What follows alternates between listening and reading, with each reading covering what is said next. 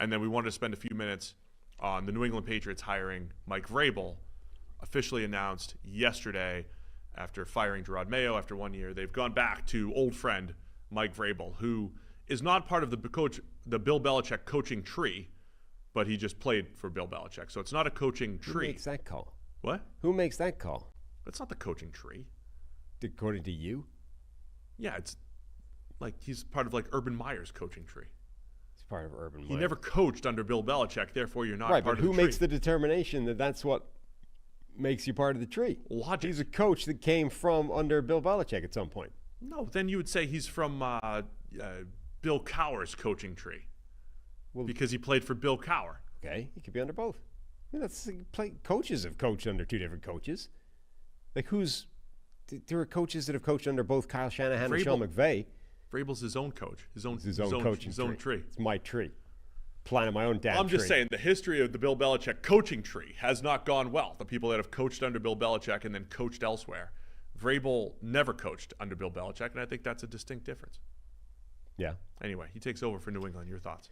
I mean, I think it makes a lot of sense for both sides. I don't know that means it'll be a success, but I mean, he's a more experienced version of what they were trying to get in Jerod Mayo, right? Like, he's a guy that's actually had the job and, arguably done a pretty good job the first time around in Tennessee, overachieved in a lot of instances, has the experience, and came from the system, like, the Patriot way. If there is anything to that, and it wasn't just you happen to have Bill Belichick and Tom Brady at the same time for 20 years, if there is such a thing as institutional experience in the Patriot way, Vrabel knows it. He's lived it. He's done it. So you've got that, the thing that you were trying to maintain, but you've got a guy who's actually done the job and had experience doing it and been pretty successful doing it beforehand. So I think it makes sense from both sides.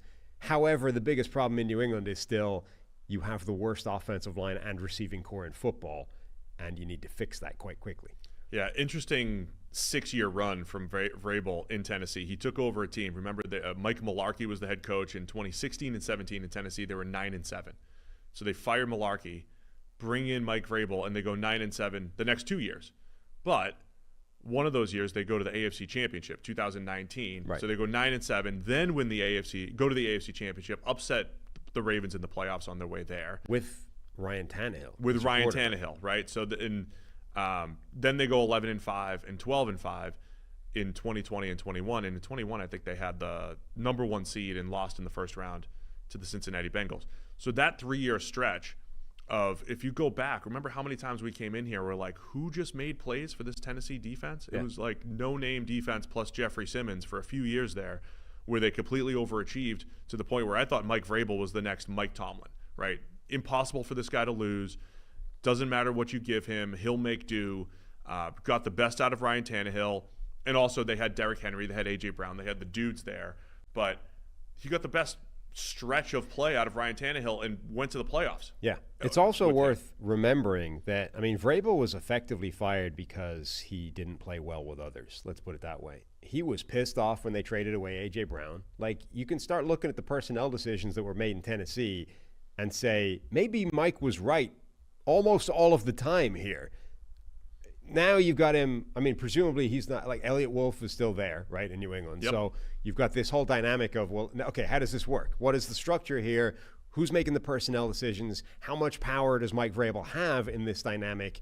So he's already demonstrated that if he doesn't have all of the power, or at the very minimum, if he's sharing power with a guy and he disagrees with that guy a lot, it's not going to go particularly well.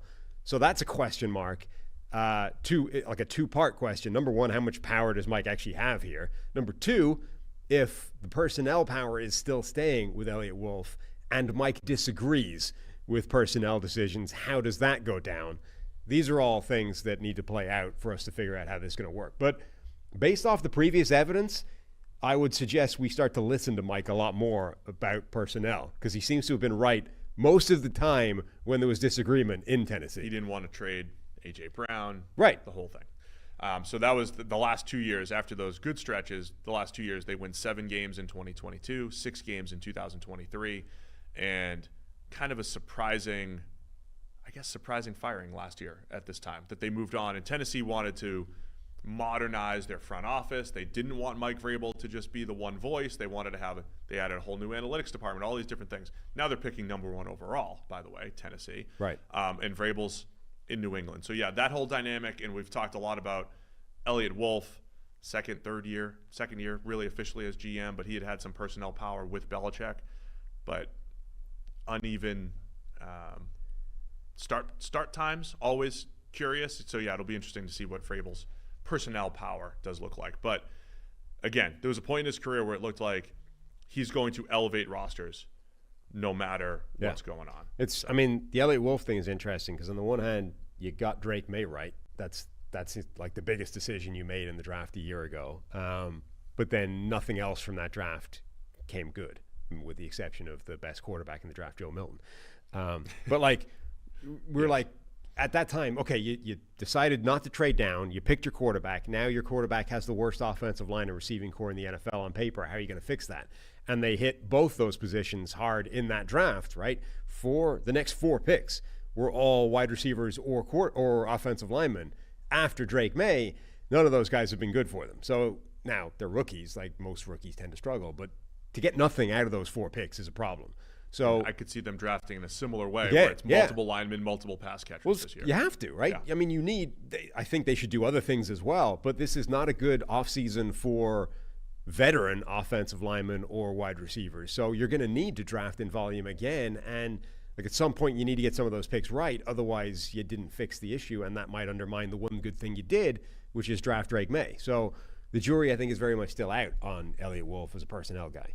Yeah, love off-season time, and New England will be one of the stories they'll be closely watched with all the draft capital, all the money that they have, and the fact that they have Drake May on the roster. How are they going to build around them? Also, the defense hasn't been great either, right? So personnel-wise, it wasn't great coming into the year. They had overachieved. A lot to work on that roster. But Vrabel's in New England now. I think that's who they wanted.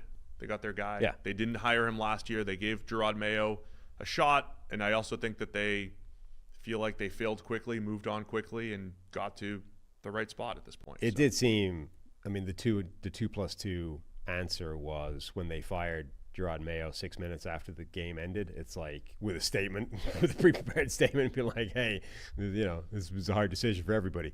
This hurts you or hurts me more than it hurts you. It did seem very much like the reason that was so prepared and rushed was because Mike Vrabel was out there. Like Mike Vrabel was out there and had been newly liberated to talk to people, freed from his consultancy gig by the Browns to interview. Teams were lining up to interview him. So the Patriots are like, oh, if we want Mike, we got to get it done like now. Yeah. Thanks for watching all the way to the end of our video. For more great content, click here to subscribe and here to watch another video. We'll see you again soon.